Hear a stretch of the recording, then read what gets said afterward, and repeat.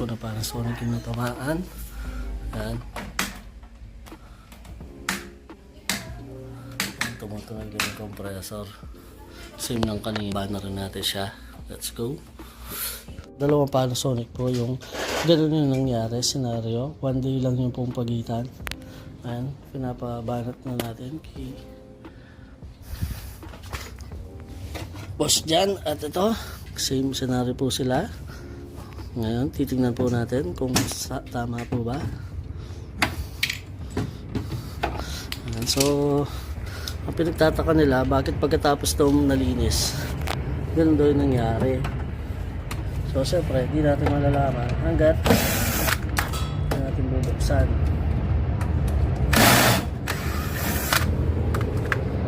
Tulong natin.